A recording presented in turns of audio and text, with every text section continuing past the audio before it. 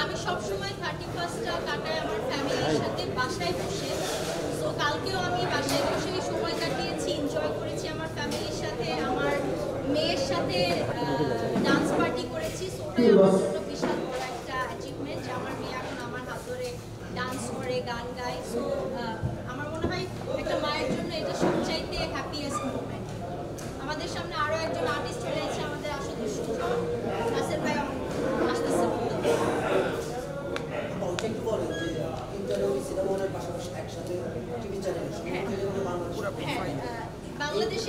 বাংলাদেশে প্রথম কোনো সিরিজ একই সাথে 3 চ্যানেলে যাচ্ছে, 3টা টাইমেই যাচ্ছে, RTV, চ্যানেল আই এবং দীপ্ততে। এবং বাংলাদেশের ইতিহাসে আসলে কখনো এরকম হয়নি যে সিরিজ একসাথে ক্লিয়ার করা হয়েছে। সো আফটার সিনেমা আমরা এই উদ্যোগটা নিয়েছি যে 840 যে এক্সটেন্ডেড ভার্সন আছে এটা আমরা চ্যানেলগুলোতে দিব অ্যাজ আ সিরিজ হিসেবে, এবং তারা এগ্রি করেছে, এই সাহসিকতা তারা দেখিয়েছে। We are best.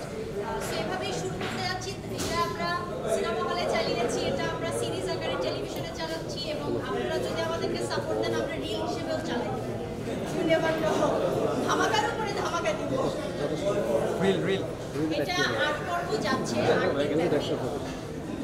3 তারিখ থেকে 8 তারিখ পর্যন্ত এই 3টা চ্যানেলে দেখতে পারবেন প্রাইম টাইমে, এবং পরের দিন দেখতে পারবেন সকালের দিকে রিপিট। সেটা আমরা টাইমটা কিছুক্ষণের মধ্যে আমরা পাবলিশ করব।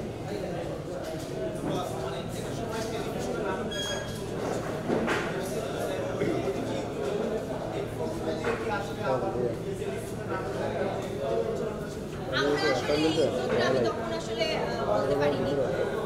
অনেক বড় বড় মানুষ আমার সামনে বসেছিল,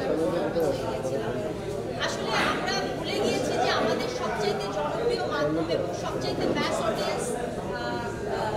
অডিয়েন্সের যে জায়গাটা আছে সেটা হচ্ছে আমাদের টিভি চ্যানেল।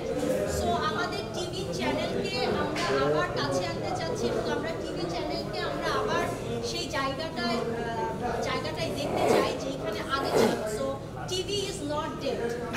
সো এরকম একটা সাহসিকতা নিয়ে যেই ফিল্মটা বানানো হয়েছে বা সিরিজটা বানানো হয়েছে সেটা করতে যাচ্ছে, এবং দর্শকরা, আমি আশা করছি দর্শকরা চ্যানেলগুলোতে বসে এই সিনেমাটা দেখবে, এই সিরিজটা দেখবে যেভাবে আমরা আমাদের নাটক সিনেমা আমরা টিভিতে দেখতাম। টিভি আবার সেইভাবেই ব্যাক করবে, সবাই ইনশাআল্লাহ আশা করছি।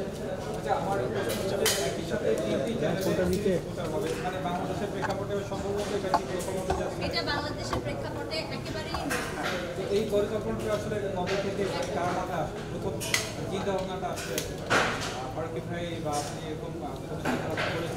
We are partners. তো আমাদের চিন্তা ভাবনা 2 ব্রেন থেকেই আসে। এক ব্রেন থেকে আসলে সেই আরেকটা ব্রেন সাপোর্ট করে বা এক্সিকিউট করে।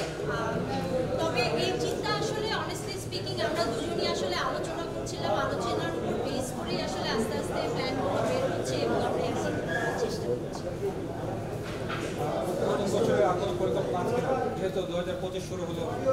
নতুন বছরের 2025 শুরু হয়েছে একটা ধামাকা দিয়ে।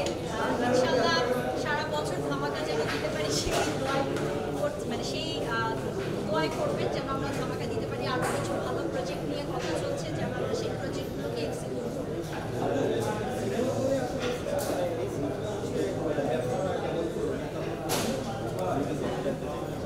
আবারও বলি যে সব কিছুই তো আসলে হ্যাঁ আমরা অনেক কষ্ট করে একটা সিনেমা বানিয়েছি বা সিরিজ বানিয়েছি, সেটা দর্শকরা পছন্দ করছে, দেখছে, এবং অডিয়েন্সরা সিনেমা দেখছে, রিভিউ দিচ্ছে, এবং তারা এখন অলরেডি 3 সপ্তাহ চলছে এখনো সিনেমা দেখতে লোকজন হলে যাচ্ছে এবং দেখছে।